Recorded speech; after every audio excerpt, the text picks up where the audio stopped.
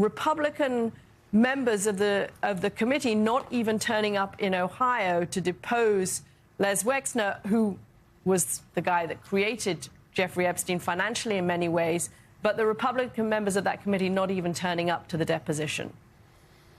Didn't turn up for the deposition, and I'm so glad you brought that up. Could it be that it's because he gave $250,000 to the Republican National Committee in October?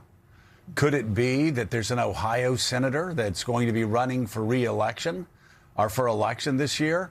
An Ohio senator that got $100,000 in campaign contributions from Lex Wexner over his career, and he voted on the Senate floor to suppress the Epstein files and not release them.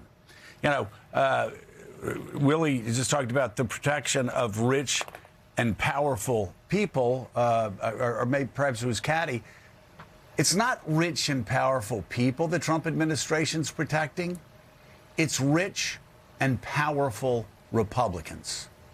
And to draw a line under what Caddy said about how outrageous it is that Comer, who's calling Bill Clinton to testify, but not Donald Trump. Let's look at the mentions in the Epstein files, and you tell me if that makes sense. Also, does it make sense to be calling former presidents? Donald Trump doesn't think so, because he knows when he's a former president, that will happen to him. But think about that. They're calling they're calling Bill Clinton, but they're not calling they're not calling Donald Trump. It's absolutely extraordinary. And if you want to know, Mika, about Lex Wexner, this is a guy the New York Times profiled in 2019.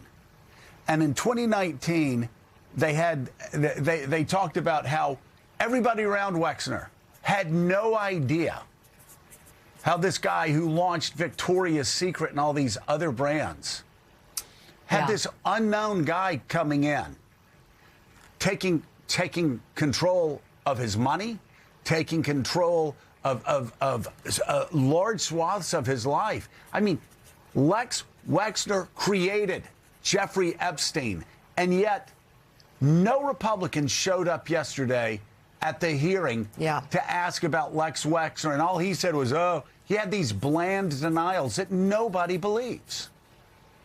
So interesting on so many levels. The president, of course, going to Marjorie Taylor Greene's district today. I think she broke with him in part on this. There's so many different dynamics.